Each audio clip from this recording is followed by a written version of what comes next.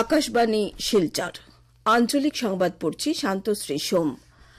আজকের বিশেষ বিশেষ খবর হল নবগঠিত আসাম বিধানসভার অধিবেশন আগামী 21শে মে থেকে আয়োজনের সিদ্ধান্ত, বিজেপির নির্বাচনী ইস্তাহারকে এখন থেকে রাজ্য সরকারের নীতি নির্ধারণের ভিত্তি হিসেবে গ্রহণ করা হবে বলে মুখ্যমন্ত্রী ড হিমন্ত বিশ্ব শর্মার প্রকাশ, সিবিএসইর দ্বাদশ শ্রেণীর চূড়ান্ত পরীক্ষার ফলাফল ঘোষণা এবং মণিপুরের কাংপোকপি জেলায় আজ সকাল 10টা নাগাদ অজ্ঞাত পরিচয় বন্দুকধারীরা দুটি বাহনকে লক্ষ্য করে গুলি চালালে 3 জন অসামরিক লোক নিহত এবং 4 জন আহত।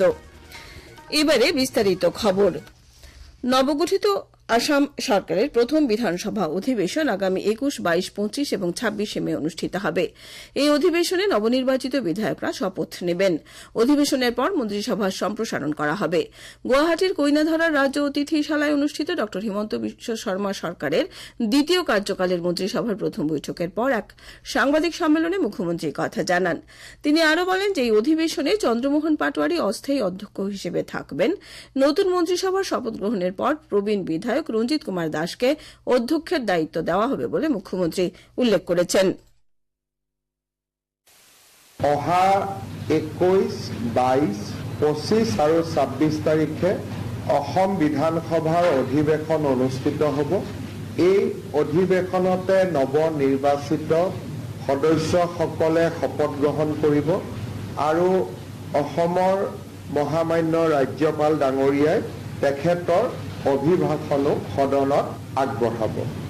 আমাৰ জ্যেষ্ঠ বিধায়ক চন্দ্ৰমোহন পাটোৱাৰী ডাঙৰীয়াক প্ৰটেম অধ্যক্ষৰ দায়িত্ব পালন কৰিবৰ বাবে ৰাজ্য চৰকাৰে ইতিমধ্যে ৰাজ্যপাল ডাঙৰীয়াক অনুৰোধ কৰিছে।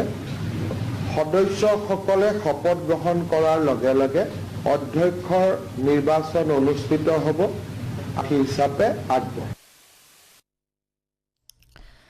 ড শর্মা বলেন যে বিধানসভা নির্বাচনের অন্তিম দিনে অর্থাৎ আগামী 26শে মে অভিন্ন দেওয়ানি বিধি উত্থাপন করা হবে। মন্ত্রিসভা আজ অভিন্ন দেওয়ানি বিধির খসড়ায় অনুমোদন জানিয়েছে। এই খসড়া অনুসারে পার্বত্য এবং সমতল উপজাতির লোকেদের অভিন্ন দেওয়ানি বিধির আওতার বাইরে রাখা হবে বলে তিনি প্রকাশ করেছেন। ড শর্মা বলেন যে বিজেপির নির্বাচনী ইস্তাহারটি এখন থেকে রাজ্য সরকারের নীতি নির্ধারণের ভিত্তি হিসেবে গ্রহণ করার জন্য মন্ত্রিসভা আজ সিদ্ধান্ত নিয়েছে। মন্ত্রিসভা পরবর্তী 5 বছরে নতুন করে 2 লক্ষ সরকারি চাকুরির নিযুক্তি সম্পর্কে সিদ্ধান্ত নেওয়ার জন্য রাজ্যের মুখ্য সচিবের নেতৃত্বে একটি কর্মবাহিনী গঠনের সিদ্ধান্ত নিয়েছে। এই কর্মবাহিনী আগামী 3 মাসের মধ্যে প্রতিবেদন দাখিল করবে। অহা 5 বছৰত আমি কেনেকৈ 2 লাখ যুৱক যুৱতীক চৰকাৰী চাকৰি দিব পাৰোঁ তাৰ বিষয়ে প্ৰতিবেদন এখন দিবৰ কাৰণে মুখ্য সচিব ডাঙৰীয়াৰ অধীনত এটা টাস্ক ফোৰ্স গঠন কৰি দিছে, যাতে আমি আমাৰ যিটো অসমৰ যুৱক যুৱতীসকলকে যি প্ৰতিশ্ৰুতি আছিল তাক যাতে আমি ৰাখিব পাৰোঁ বা তাক যাতে আমি পালন কৰিব পাৰোঁ। আজকের বৈঠকে ড ভূপেন হাজরিকার শতবর্ষের জন্মজয়ন্তী সমারোহের সমাপ্তি অনুষ্ঠান এবং আগামী 8ই সেপ্টেম্বর নতুন দিল্লিতে আয়োজন করার সিদ্ধান্ত নেওয়া হয়েছে। এছাড়া কলাক্ষেত্রে 32 কোটি টাকা ব্যয় সাপেক্ষে ভূপেন হাজরিকার সংগ্রহালয় স্থাপন করার উদ্দেশ্যে বৈঠকে সিদ্ধান্ত নেওয়া হয়। মন্ত্রিসভা একই সঙ্গে ব্যয় সংকোচনের ব্যবস্থার অংশ হিসেবে নতুনদের জন্য আগামী 6 মাস নতুন বাহন না দেওয়ার সিদ্ধান্ত নেওয়া হয়। আগামী 6 মাস মন্ত্রী, আধিকারিক এবং কর্মচারীরা বিদেশ ভ্রমণ করতে পারবেন না। শুধুমাত্র চিকিৎসা সংক্রান্ত কারণেই বিদেশ ভ্রমণের অনুমতি দেওয়া হবে। প্রধানমন্ত্রী নরেন্দ্র মোদী পশ্চিম এশিয়ার সংঘর্ষের পরিপ্রেক্ষিতে ব্যয় হ্রাস করার জন্য জানানো 7টি অনুরোধ অনুযায়ী রাজ্যপাল থেকে আরম্ভ করে সকল পর্যায়ের সরকারি আধিকারিকদের কনভয়ের বাহনের সংখ্যা হ্রাস করার সিদ্ধান্ত নেওয়া হয়েছে। অনুরূপভাবে বিদেশি মুদ্রা সঞ্চয়ের জন্য পরবর্তী 6 মাসের জন্য বিদেশি সামগ্রী ক্রয় না করারও সিদ্ধান্ত নেওয়া হয়। এছাড়া সকল আলোচনাচক্র, কর্মশালা ইত্যাদি ভিডিও কনফারেন্সিং ব্যবস্থার মাধ্যমে আয়োজন করা হবে বলে মন্ত্রিসভার বৈঠক শেষে ড শর্মা জানান। মন্ত্রিসভা পরবর্তী 5 বছরের জন্য দেবজিৎ শইকিয়াকে রাজ্য সরকারের প্রধান পাবলিক প্রসিকিউটর হিসেবে পুনরায় নিযুক্তি দিয়েছে। প্রধানমন্ত্রী নরেন্দ্র মোদীর অর্থনৈতিক স্বাবলম্বিতা এবং দায়িত্বশীল রাষ্ট্র গঠনের আহ্বানের প্রতি সমর্থন জানিয়ে রাজ্যপাল লক্ষণ প্রসাদ আচার্য রাজ্যে ইন্ধন সংরক্ষণ এবং বহনক্ষম জীবনধারার প্রসারের উদ্দেশ্যে বিভিন্ন ব্যবস্থার কথা ঘোষণা করেছেন। শ্রী আচার্য জানান যে রাজ্যপালের ভ্রমণের গাড়ির সংখ্যা 70% হ্রাস করা হবে। এছাড়া রাজ্যপাল লোকভবনের বিদ্যুৎ সাশ্রয় করার জন্য বেশ কিছু পদক্ষেপ নিয়েছেন। এর আগে রাজ্যপাল শ্রী আচার্য সম্পদের সংরক্ষণ এবং প্রশাসনিক দক্ষতা বৃদ্ধির প্রচেষ্টার অংশ হিসেবে ইন্ধনের ব্যবহার 10% হ্রাস করার পদক্ষেপ নিয়েছিলেন। রাজ্যপালের এই উদ্যোগ বিভিন্ন প্রতিষ্ঠান ও জনসাধারণের মধ্যে বৃহত্তর জাতীয় স্বার্থে দায়িত্বশীল ও পরিবেশ বান্ধব অভ্যেস গড়ে তুলতে অনুপ্রেরণা যোগাবে বলে আশা করা হচ্ছে। গৌহাটি হাইকোর্টের বিচারপতি পার্থিব জ্যোতি শইকিয়ার বিচারপীঠ আজ জুবিন গার্গের রহস্যজনক মৃত্যুর মামলায় অভিযুক্ত শ্যামকানু মহন্তের জামিনের জন্য অনুরোধ জানিয়ে দাখিল করা আবেদনের শুনানি গ্রহণ করতে অস্বীকার করেছে। পার্থিব জ্যোতি শইকিয়ার বিচারপীঠ অভিযুক্ত শ্যামকানু মহন্তের জামিন আবেদন হাইকোর্টের অপর একটি বিচারপীঠের তালিকাভুক্ত করার নির্দেশ দিয়েছে।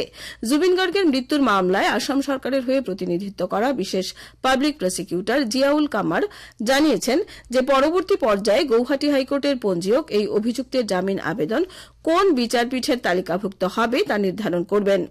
উল্লেখ্য, বাক্সা জেলার কারাগারে বন্দী অভিযুক্ত শ্যামকানু মহন্তের জামিন আবেদন গত সোমবার হাইকোর্টে দাখিল করার পর বিচারপতি পার্থিব জ্যোতি শইকিয়ার বিচারপীঠে এই আবেদনের শুনানি তালিকাভুক্ত করা হয়েছিল। গত 30 এপ্রিল বিচারপতি শর্মিলা ভূঁইয়ার ফাস্ট ট্র্যাক আদালত শ্যামকানু মহন্তের জামিন আবেদন নাকচ করে দেয় এবং অপর এক অভিযুক্ত সিদ্ধার্থ শর্মার জামিনের আবেদন গত 4 মে নাকচ করা হয়। কেন্দ্রীয় মাধ্যমিক শিক্ষা পর্ষদ সিবিএসইর আওতায় দ্বাদশ শ্রেণীর চূড়ান্ত পরীক্ষার ফলাফল ঘোষণা করা হয়েছে। ছাত্রছাত্রীরা নিজেদের রোল নম্বর দিয়ে আনুষ্ঠানিক ওয়েবসাইট ডিজি লকার এবং উমঙ্গ অ্যাপের মাধ্যমে ফলাফল জানতে পারবেন। সিবিএসইর পক্ষ থেকে জারি করা এক বিবৃতি অনুসারে এবারের পরীক্ষায় অবতীর্ণ 17,68,000-এরও বেশি শিক্ষার্থীর মধ্যে 15,07,000-এরও বেশি উত্তীর্ণ হয়েছে। পাশের সামগ্রিক হার 85.20। আকাশবাণী শিলচর কেন্দ্রের আঞ্চলিক সংবাদ আমাদের ইউটিউব চ্যানেল এআর নিউজ শিলচরের মাধ্যমে শোনা যাচ্ছে। এছাড়া আমাদের Facebook page all India radio news Silchar এবং এক্স হ্যান্ডেল @AR_News_শিলচরের মাধ্যমেও এই সংবাদ শোনা যাবে। খবর প্রচারিত হচ্ছে আকাশবাণী শিলচর কেন্দ্র থেকে।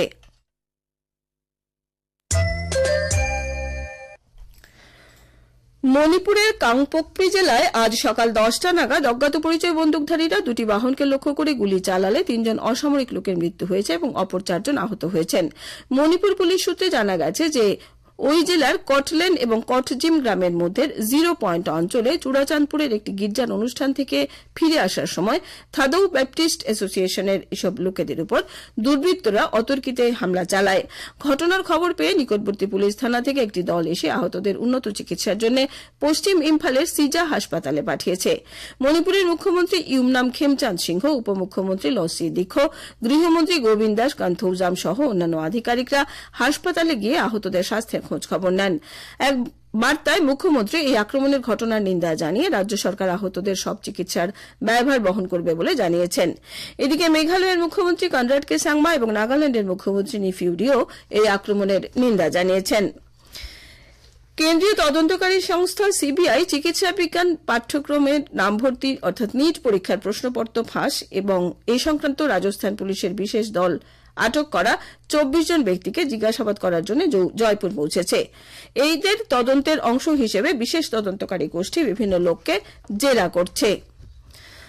শ্রীভূমি জেলার জাতীয় স্বাস্থ্য মিশন এবং স্বাস্থ্য ও পরিবার কল্যাণ বিভাগের পক্ষ থেকে এক বিজ্ঞপ্তিতে ভাইরাল হেপাটাইটিস এ ও ই সহ ডায়রিয়া, কলেরা, টাইফয়েড এবং আমাশয়ের মতো জলবাহিত রোগের সম্ভাব্য ঝুঁকির বিষয়ে জনসাধারণকে সচেতন থাকার আহ্বান জানানো হয়েছে। বিজ্ঞপ্তিতে বলা হয়েছে যে বর্ষাকালে অতিবৃষ্টির ফলে পানীয় জলের উৎস দূষিত হওয়া এবং পয়ঃনিষ্কাশন ব্যবস্থার অবনতির কারণে সংক্রামক রোগের প্রকোপ বেড়ে যায়। এই ক্ষেত্রে জনসাধারণকে নিরাপদ পানীয় জল ব্যবহার, খাদ্য নিরাপত্তা বজায় রাখা, ব্যক্তিগত পরিচ্ছন্নতা এবং পরিবেশগত স্বাস্থ্যবিধি কঠোরভাবে অনুসরণ করতে বলা হয়েছে।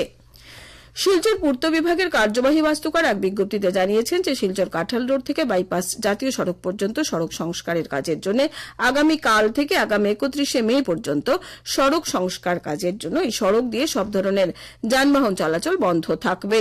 এই সংস্কারের জন্য এই সময়কালে কাঁঠাল রোডের পার্শ্ববর্তী বিকল্প সড়ক দিয়ে যান চলাচল করতে পারবে বলে জানানো হয়েছে।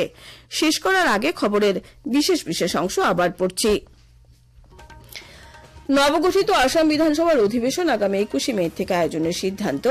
বিজেপির নির্বাচনী ইস্তাহারকে এখন থেকে রাজ্য সরকারের নীতি নির্ধারণের ভিত্তি হিসেবে গ্রহণ করা হবে বলে মুখ্যমন্ত্রী ড হিমন্ত বিশ্ব শর্মার প্রকাশ।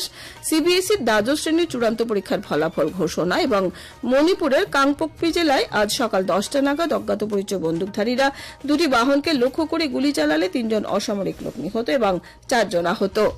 আঞ্চলিক সংবাদ আজকের মতো শেষ হলো। আমাদের পরবর্তী আঞ্চলিক সংবাদ আগামীকাল সকাল 7টা 35 মিনিটে।